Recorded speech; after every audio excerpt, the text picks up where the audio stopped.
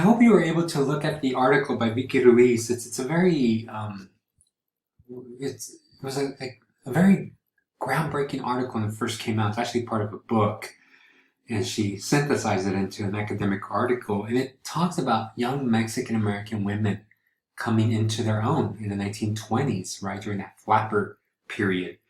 And you really see many Mexican Americans, not just women, but men also relate to that experience where you don't really know where you fit in. Your parents are Mexican, but you were born here in the United States. At the same time, you're getting messages from mainstream society, from white America saying, look, you're not one of us. You might have been born here, but you're not. You're not anything like us. So, stay in your place. And this is where Mexican identity really begins to take off, because everything in society is telling you that you are an outsider. And we see it not only here in this particular generation, this period, but also with the Zoot Suit movement. And unfortunately, we won't talk about it in this class, but the Pachucos, they feel isolated because they're not welcome into either culture. The Mexican, they're too American for the Mexicans, and they're too Mexican for the Americans. So they're caught in this middle ground, as we kind of saw with Gloria Zaldúa when that first week you had that article. So we're going to move on into the 1930s during the Great Depression to see how Chicano identity begins to be constructed. In the 1930s, you have the Great Depression, right?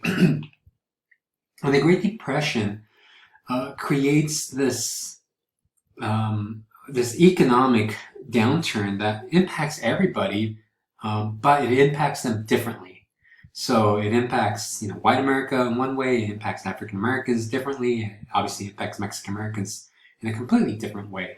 For Mexican and Mexican Americans, they were accused of using all the relief rolls that were, basically all the government resources at that time. So these aren't just accusations. I mean, they were accused of using 75% of the charity in Los Angeles, when the reality is that they only use about 10% of it. All right, so this is very typical, and we see it today where they blame Mexicans for everything, when really they play a very small role, because they only represent, maybe 5% of the population, particularly at this time. They're so small. There's no way they could use up so much. However, they get the blame. So they become a scapegoat. And that's not news to us, because we've been living through this in the last 4 years, right? And the Immigration Act of 1929 basically forced immigrants to go back to their country. So the Italians and all these other groups that I talked about earlier are forced to go back. They're repatriated back to the country that they came from. Partly because we're in an economic depression and everybody wanted the jobs that nobody wanted, a few years prior. So at one time, if you were you worked out in the fields picking fruit, those were Mexican jobs, and nobody wanted to do them, particularly white Americans. And all of a sudden, you have this economic downturn, and now Americans want these Mexican jobs, right? Again, it's just so much correlation to what's happening today. So Mexicans, for the purpose of this class, are forced to go back. If you ever seen the movie Mi Familia, it has Jennifer Lopez for a short little period in the movie. But Mi Familia kind of talks about this century that I'm addressing here, but also this particular period with the repatriation. She actually gets sent back to Mexico in film. There's a funny story where this one lady was deported in Los Angeles, and they told her they asked her, where are you from? And she's like, oh, I'm from San Francisco de Sabrá Dios que tanto. So they put her on the train and they ship her over to San Francisco, California, instead of San Francisco, somewhere in Mexico. And she's like, what the hell am I doing here, right? I've never been to San Francisco. But this is the experience that Mexicans face. So it is noted that about 3/4, 3/4 of the people that were deported were U.S. citizens. And you have to understand that many of the people that were deported were the children of some of these people who had every legal right to be in the United States of America. So this event and this period creates a wedge between one generation, the immigrant generation, and the Mexican American generation. Whereas the immigrant generation spoke Spanish, around their neighborhood, around their home, the Mexican American generation, they had to be very careful, because if they spoke Spanish in public, there was a possibility that they can be deported. In Los Angeles, in 1 week alone, 5,000 Mexican Americans were repatriated back to Mexico. 5,000, that's a lot of people, and they were just rounded up, basically. There was no legal process during this period. They just put you on the train and sent you back. So this generation tried to distinguish themselves from their parents. However, many of them did, even in the midst of economic depression, many of them did fight back to different unions. So one of the most active unions was this union. It's a long name, but we just call it Ukapawa. It was a women's union who fought. They were part of the canning industry, and in Colorado, they were able to organize 12,000 workers. Sorry.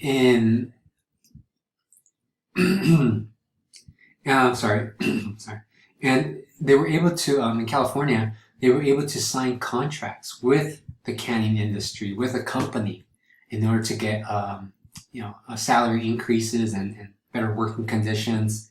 So Mexican American activism, again, predates, Cesar Chavez. Cesar Chavez is maybe the tail end of all the activism that came before him. That's not to minimize them, but it's just to show you that there was always a very active group of Mexican Americans advocating for workers' rights. And this is something that distinguishes this generation. This generation, unlike their parents who maybe worked in the same industry with the same group of, kind of same ethnic groups, this generation, they were working in department stores. They were working in downtown Los Angeles, where they met people of other ethnicities. They worked with, side by side by their African American brothers and Jewish American brothers and Italian American brothers. Right? They worked in the same industries. They spoke English, so they were able to form unions that cross ethnic lines. It's quite surprising, but many of them, met their spouses in some of these, strikes that they had in some of these places. And many of them joined the Democratic Party. It's no coincidence that the majority of Mexican Americans tend to vote Democratic. I think it's like 80%, maybe, might be even more, but that's the last I heard. So they joined these unions, such as the Congress of Industrial Workers, where this is one union that organized unskilled labor. A lot of times it's harder to organize unskilled labor than it is to organize skilled labor. If you know how to make something out of scratch, then you have, some kind of leverage. But if you can be easily replaced, then it makes it really difficult to organize and to unionize that type of labor. So working on the field, not that anybody can do it, but we could learn. They could get somebody else to learn those skills and do it. However, the Congress of Industrial Organization was able to organize this type of labor, which is very beneficial because, these are the people who are at the bottom of society and earn the worst wages, yet they were successful in organizing them. And organizations such as the CIO created, as I mentioned earlier, a culture of unity where it was multi-ethnic. A lot of times corporations try to kind of organize the labor by race, saying, okay, African Americans, you're going to work over here, Mexican Americans are going to work over here, whites are going to work over here. And what they try to do is kind of pin them against each other, kind of going to each group saying, well, those Mexican Americans are working harder than you are, you guys better pick it up. And then going to the Mexican Americans, African American are going to meet their quota, and it's trying to build a wedge between these different groups. And the CIO was trying to address this issue. It's like, no, you guys have something in common. You're both being underpaid. Why don't you join forces and address this? And not only do they focus on labor rights, but they also focus on voter registration, and in order to get Franklin Roosevelt into office. So Mexican Americans were part of the election too. They were also very militant. If they call for a strike, they would do sit-in strikes. You basically are in a company and somebody calls a strike and you sit down and you wait until your issues are addressed. You have to understand, during this time, a lot of people died in their jobs. And if you died or got hurt, nobody cared. They just fired you and they hired somebody else. So these people were addressing those type of things. You shouldn't have to die to work. Oh, that would be a good lesson today, right? A lot of poor people are going to work and putting their lives on at risk. And we see how I was just reading right now that the new bill that's being passed by the Republican Party in the Senate is saying that workers don't have a right to sue companies if they catch the virus. However, companies can sue you, the worker, if you start kind of complaining and asking for better working conditions. Things like that. It's so ridiculous, right? So there you go. Join a union. So yeah, they were advocating again, better wages and better working conditions. They were asking for equal access to better opportunities. They want better wages, but they also want the opportunity to move up in companies. We find that many of them participated in different strikes. Mexican Americans represented 75% at the steel plant strike in Chicago. In this particular strike.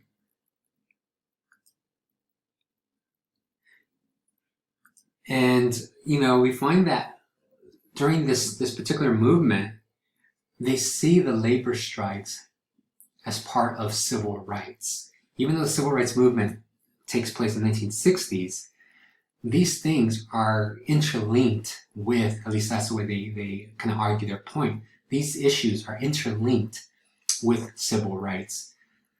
Better wages makes a better citizen, right? You make you're going to be able to vote. You're going to be able to address legal recourse, buy a better house, right? Move up, buy into that concept of the American dream. So these things, these labor movements are interlinked with the concept of citizenship. So that's the 1930s. By the 1940s, we see Mexican Americans, the economy is still kind of struggling to World War II. But we find that once the war kicks in, Mexican Americans have always been very patriotic. Sal Castro can argue that Mexican Americans have participated, or Spanish Americans, during that time that we were Spanish, right? Have participated in every American war since the American Revolution in some shape or form. And, there's truth to that. We, particularly in this last century, we have always been geared up for our patriotic duty.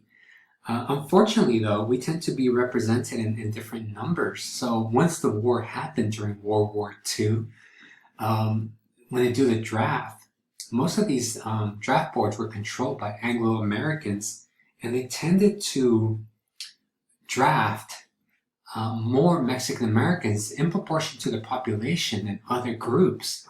So they were just kind of sending us into this war in larger numbers. You have to understand that if your population represents, let's say, 20%, then those in the military should represent 20% of your population, right?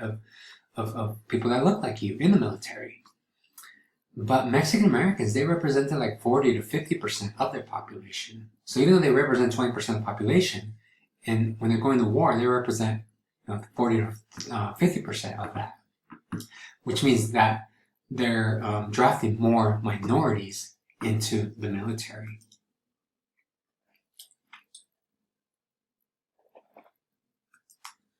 And these are just some of the things that they did. They everybody had to gear up for the war effort. Mexican Americans in South Texas represented 75% of the military in this region, or of the troops. And for many Mexican Americans, they didn't mind too much because they saw this as their duty. Many people see the military as an avenue towards equal rights, right? If I'm willing to die for my country, then my country should be able to treat me like a U.S. citizen. And they see this as an opportunity to show their patriotism, which is why so many people join. I did an interview of a Mexican American who participated in the World War II this years ago. And, he told me, it's like, Pablo, I was born here. This is my country, and I felt like I had an obligation to fight for my country. And he fought in the Philippines. Some of them did stay and fought another war here at home, because many of them still face discrimination. So even though there was different executive orders passed by the president, such as 8803, which banned discrimination, many of them still face discrimination. Companies refuse to hire Mexican Americans. So this is when we're talking about systematic racism, where there's a rule that you can't do this, yet it still happens, right? And so even in a time of war where labor was needed, we still face discrimination. We face discrimination even in death. When it came to war, we were drafting high numbers, but we were also put in the front lines. We did not have some of the better opportunities. We were just the foot soldiers who had to go in first. So we died in higher proportion too. And just to give you one example, there's the case of Felix Longoria. He's from Texas. He died. They bring his body back, and his family wants him to be buried in a local cemetery. I think it's like Three Rivers, Texas. I can't remember. And the local cemetery says no, because the Anglo-American community is going to complain that a Mexican American is being buried in a white cemetery. And the family is just kind of dumbfounded, like, what the hell? Here you have somebody who's American, who died for everybody's freedom. All those white Americans are complaining who stayed home and didn't go fight.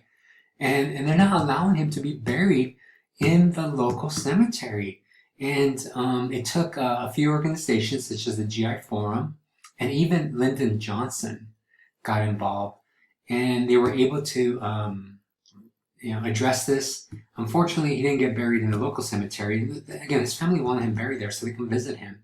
But he did get buried at Arlington Cemetery, where a lot of troops are buried, which is a great honor for many people in the military. But it just kind of goes to show that even in death, right, even when you give your life for your country, you are still seen as a second-class citizen. And that's the case of Felix Longoria. If you want to YouTube it, you can. There's a documentary done on it. And it's just a horrific experience. And you have to understand, when people say brown lives matter, Black Lives Matter, this is the context. It's because we've never mattered in American history. So we're finally saying, look, we do matter. So when people say all lives matter, that's very problematic, because white people's lives have always mattered, and the rest of us have not. And all of a sudden, we want to be recognized finally, and then people have a fit about it. And again, this is a great example. That Felix Longoria case is a great example where brown lives did not matter. And it took a very important senator to get involved to just bury the poor man. When it comes to women, women participated in the war effort, right? Many of them went to work. A lot of their husbands went to the military, brothers and uncles and cousins and so forth. And we find that a lot of times they face discrimination there too. You had that short reading by Beatrice Clifton, right? She went into the military, and she kind of works her way up, which is kind of good. This is one of the exceptions to the rules, but a lot of times Latina women, Mexican women were passed over for promotions, even though they can do the job just like anybody else. And we find that they made up a good portion of the workforce. And for many women, the war period was very empowering, because many of them did jobs that were typically associated with men, right? Welding and working the railroads and riveters and sheet metal workers and so forth. These are jobs that are normally associated by gender, yet because of the need for war, women had to do it, and it proved to the world, if not even to their families, that women were capable of being independent. These were also good paying union jobs too. So it definitely gave a woman a sense of empowerment where it's like, shit, I don't need a man, right? I can work on my own and support myself by doing these jobs. And many of them work very long hours because, again, they saw it as their duty. And you know, since they have so much family participating in the war, they see it as a way to benefit, and maybe even to hoping that it would touch, you know, a relative, like it would benefit them in some shape or form. Just want to quickly show you some pictures. This is during World War II. You have a group of friends, right? Different branches of the government, of the military. Here you have the matriarch, right, and all the family members around her in the military.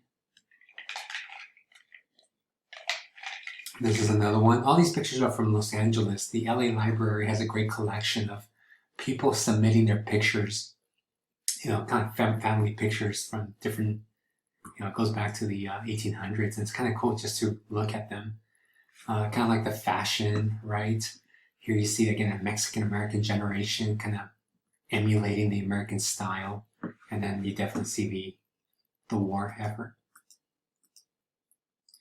Here you have some pachucos, right? This is, you know, many of these people were accused of being communists and being spies because the government was rationing out material.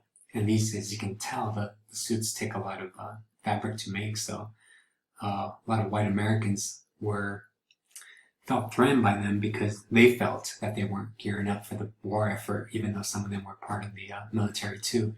If you get a chance, there's a great documentary called the Zoot Suit Riots, and kind of addresses the riot itself and the Sleepy Lagoon case. Here, this is part of the Sleepy Lagoon case. He was actually joined the military, but this case, the Sleepy Lagoon case, kind of hurt his chance to go into the military. So it's a great documentary if you have the chance to watch it.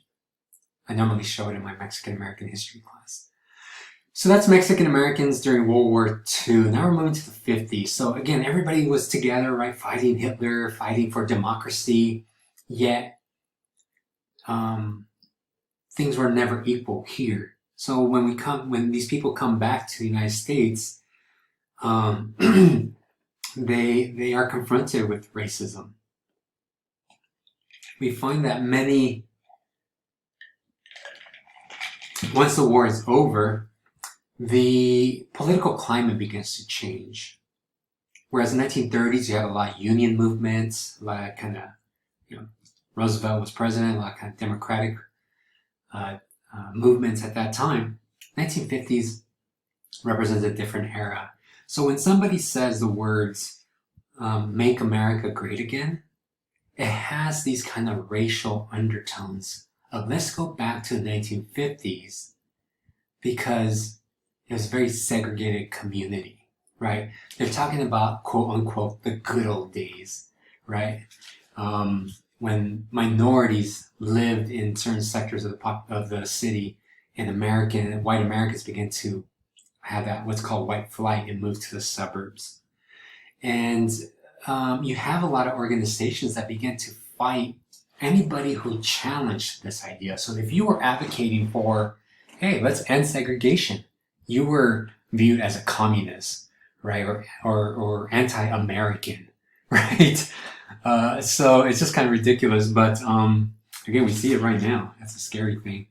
So this organization called the House of Un-American Activities Committee, they would basically hunt down people that they saw as a threat that challenge that kind of white American hegemony at this time, right? This notion that people were asking, like, how dare they ask for civil rights, right? And they were trying to deport or get rid of or arrest whoever they could that questioned this kind of 1950s America. So we have a few examples where Huac, kind of arrested and deported some people, such as Armando Davila, who was arrested because of his political views. Refugio Martinez, who was in Chicago, who was an organizer in the packing house industry, part of a union. He was part of ANMA too, and he was viewed as a communist, and he was deported. So they're trying to get rid of anybody who challenged the status quo.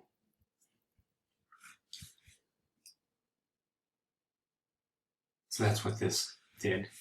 And unfortunately, it's just, basically if the government didn't like you, so they were able to justify it in some weird way. But if they didn't like you, they would deport you. Another person, Roberto Galvan, who was 36 years a resident, and he was deported only because he was one time part of the Communist Party. Understand that as Americans, we have the right to join whatever organizations we want. That's part of the beauty about being American. But in the 1950s, communism is seen as a threat. So anybody who was a communist was viewed as a threat, even though they might have been communists in years before. But just having the association made them a threat, and this person was deported. So this movement to the suburbs. Remember earlier I mentioned in the 1930s that you were working side by side with your African American brother and your white brother, and so for Italian American brother, and so all these other groups. But in the 1950s, you have this major exodus of white people moving to the suburbs and minorities living in the city. About 80% of Mexican Americans live in the city during this period. And we find that, when it came to, moving out into the suburbs, here you have the, kind of suburbs. Here in Arizona, many of us live out in the suburbs. When it came to living in the suburbs, it was actually illegal for many minorities to move there. They made it a living hell for minorities to move into white neighborhoods. And it did everything they could to keep them out. They had these myths that they were, that they bring in crime, they deteriorate the neighborhood, the school gets worse because you have these dumb kids. So you have all these kind of lies that are propagated, and in some places even have laws. Realtors would, not show homes to minorities in these areas. I think the NAACP one time in Pennsylvania got this African American family into the suburbs, and they faced so much hate. I mean, it took so much work just to get them into a white neighborhood, right? And they face so much hate that they just, for the safety of their kids, I just say, we can't do this. We need to go. And again, these are some of the things that they experienced. This is 1950s America, and that they face. And a place like Los Angeles, where minorities were basically banned from living in these neighborhoods, the city government began to put in freeways by the 1940s and 50s. And you have to understand the freeways come in and they actually built on top of Mexican property. And this is, again, a class race issue where government sees it as okay to destroy Latino neighborhoods, but they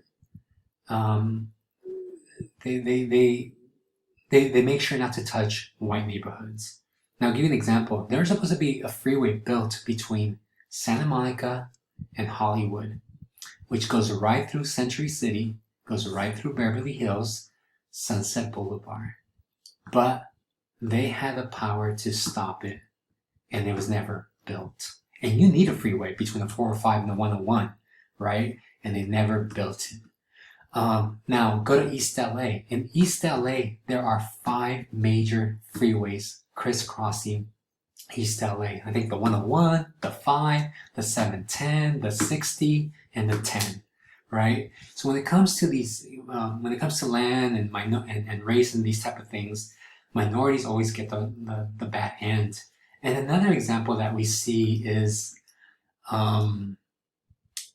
this neighborhood. This is this Chavez Ravine. So if you follow baseball, you might know this this area because Mexican Americans were lived in this barrio by LA, what is today LA Stadium, Chavez Ravine, and they were promised, affordable housing. The city came with eminent domain, kind of stripped down this land, broke down their houses, and these houses were built by some of the people who first, populated this area. They built it themselves, and the city said they're not safe. They bought the land, like, don't worry, we're going to put up affordable housing here. You'll be able to move back in. And instead of doing this, they cleared all these people out. And some people were not willing to leave. Some people, fought tooth and nail to stay there. But what ends up happening is that they clear it out, and then the Dodgers decided to move from New York to California, and they put in Dodger Stadium, right? So there's still some animosity as to what happened here in Chavez Ravine. So if you like the Dodgers, maybe that might change your mind a little, right? And then, again, these are pictures from Chavez Ravine, the barrio up there in that area. So what did we learn? Number one, this whole lecture kind of looked at the immigrant generation, right? The Mexican population that come in large numbers in the 1900s to 1920s. This is a generation that sees itself not like the conquered generation. They don't see themselves as, being conquered by the United States, but rather these are immigrants. And remember, they have what's called a Mexican dream. They have that hope to return back to Mexico. They don't see California or Los Angeles or the United States as their home. But then you have a new generation, and this is why I say this is like your parents' generation, particularly those who have migrant parents, and this is more like your generation, those of you that were born here, who see themselves as or they don't see themselves as second citizens, but they're treated as second-class citizens. And they don't just sit there saying, oh my God, I can't do anything. They fight back, right? They fight back through unions. They fight back through different organizations. There's just so much history here. I think I go into greater detail in my Mexican American history class about this particular generation. But they do fight for social justice, right? They're politically active because they're not going to sit around and just let people treat them like dirt. And, even though it's not a civil rights movement, they're still fighting for civil rights and really just basic human rights through these unions. So the unions become very important. But there's also different organizations such as LULAC. You might have heard of them. I'll talk about one after the midterm called ANMA. There's El Congreso. So there's all these other civil rights organizations too, not just the unions who fight for the rights of citizens, but they're looking at it from a different lens when you compare it to the civil rights generation, or the Chicano generation.